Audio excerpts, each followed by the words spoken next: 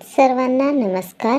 माय English book grade 3 म्हणजे इंग्रजीच्या पुस्तकातील इयत्ता 3तील द पिकनिक या पाठाचा स्वाध्याय आज आपण पाहणार आहोत.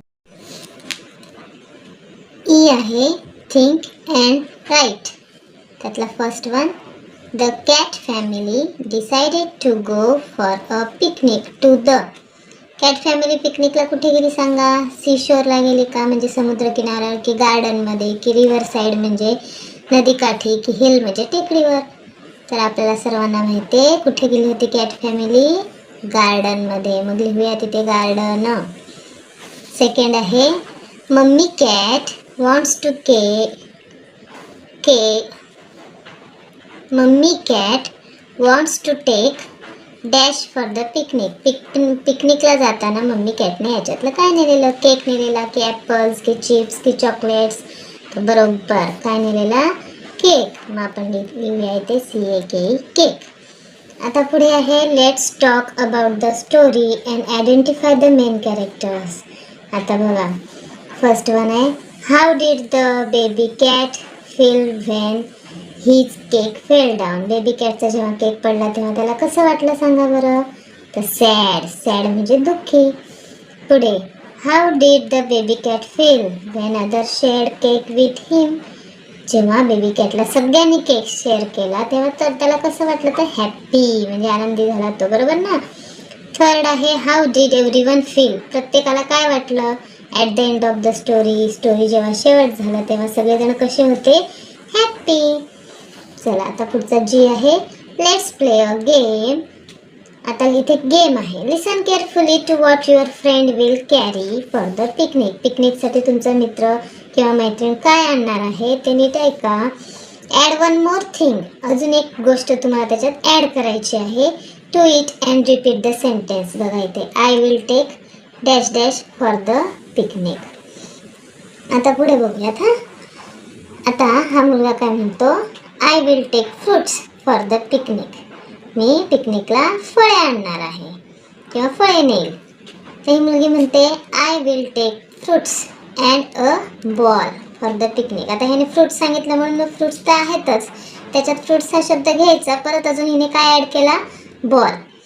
मग आता ह्या मॅडम काय म्हणतात? आय विल टेक फ्रुट्स, बरोबर, आधी फ्रुट्स होते, नंतर अ बॉल ह्या मुलीचा तिने ते पण सांगितलं, आणि त्याच्यात तिने ॲड काय केलं त्या मॅडमने? A book for the picnic, book add केलं. आता ही मुलगी काय बोलणार? I will take fruits, a ball, a book आणि हिने काय ॲड केलं बरं? A cap for the picnic. अशा प्रकारे हा गेम आहे, एक एक शब्द ॲड करायचा आहे. पुढे आहे H, read the words and make sentence beginning with I will.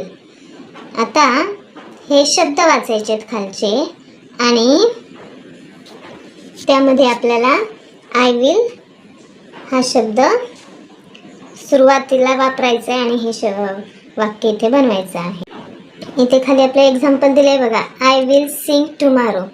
मग हे वाक्य असं बनवायचं आहे. मग करूया सुरुवात. आय विल सिंग टुमारो, बरोबर, पहिलं करून दिलं आहे. मग दुसरं प्ले, मग आय विल प्ले टुमारो. तिसरं, आय विल ड्रॉ टुमारो. चौथं आहे, I will dance tomorrow. I will run tomorrow. I will swim tomorrow. तर अशा प्रकारे हे सेंटेन्स आपल्याला बनवायचे आहेत. पुढे, identify questions from the above story and copy them in your notebook. आता जी आपण ही स्टोरी बघितली तर ह्याच्यामध्ये काही प्रश्न दिलेले आहेत. ते प्रश्न आपल्याला शोधायचे आहेत आणि ते तुमच्या वहीमध्ये लिहायचे आहेत. चला तर मग शोधूया ह्या पाठामध्ये. बघा, पहिला प्रश्न हा इथे आहे, वेअर शॅल वी गो. प्रश्नचिन्ह आहे ना, तो झाला प्रश्न, हा पहिला प्रश्न. त्यानंतर दुसरा प्रश्न शोधूयात बरं. But how shall we go, हा दुसरा प्रश्न. नंतर तिसरा प्रश्न बघा, what shall we take with us.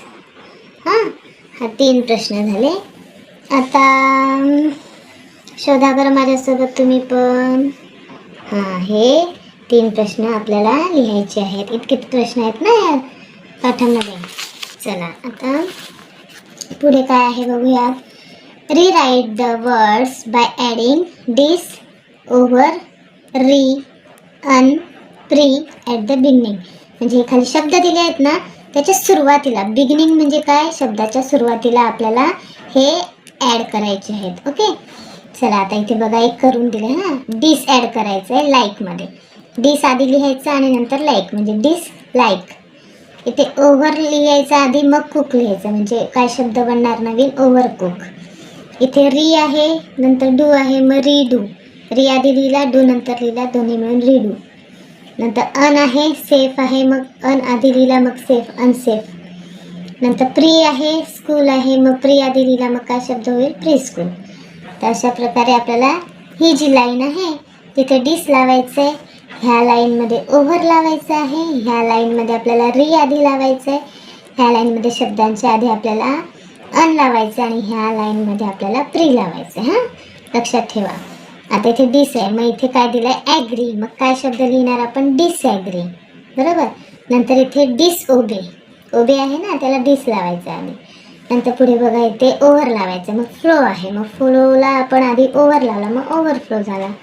इटला over लावला, ओव्हर इट झाला. नंतर इथे री लावायचं आहे, मग री प्ले. नंतर राईटला री लावला, री राईट. पुढे अन लावायचं आहे, मग हॅप्पी आहे, मग अनहॅप्पी लिहायचा.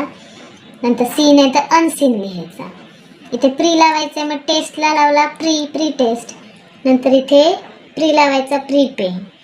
चला आता पुढे रीराईट the words by adding ING, full, LY, less at the end. बघा फरक काय आहे समजून घ्या. इथे ॲट द बिगिनिंग म्हणजे सुरुवातीला लावायचं आहे आणि इथे शेवटी लावायचं आहे. मग इथे बघा एक शब्द एक सोडून दिलेला आहे, ING, प्ले. प्ले नंतर ING लावायचं, मग होईल प्लेइंग, बरोबर. इथे फुल लावायचं, मग जॉय नंतर फुल लावला, जॉयफुल. स्लो, स्लो शब्द आहे त्याला LY लावायचा शेवटी, मग स्लोली. इथे लेस लावायचं आहे शेवटी, मग केअरलेस. मग आता बघूया बरं टॉक. टॉकच्या शेवटी आपल्याला वर ING लिहायचं आहे, म्हणजे ही लाईन ING लिहायची आहे, ही लाईन फुल लिहायची आहे, ह्या लाईनला आपल्याला LY ॲड करायचं आहे शेवटी आणि ह्या लाईनला आपल्याला लेस ॲड करायचं आहे. मग इथे टॉकला ING लावला, टॉकिंग झाला. सिंगला ING लावला शेवटी, सिंगिंग झाला. इथे फुल लावायचं आहे, कलरला शेवटी फुल लावला, कलरफुल झाला. थँकला फुल लावला, थँकफुल झाला. LY लावायचं आहे, लाऊडला लाऊडली झाला. सॉफ्टला सॉफ्टली झाला. नंतर एंडला शेवटी लेस लावला, एंडलेस. हेल्पला शेवटी लेस लावला, हेल्पलेस. तर अशा प्रकारे आज आपण द पिकनिक या पाठाचा स्वाध्याय पाहिलेला आहे. पुन्हा भेटूयात अशाच एका नवीन स्वाध्यायासह. तोपर्यंत थँक्यू.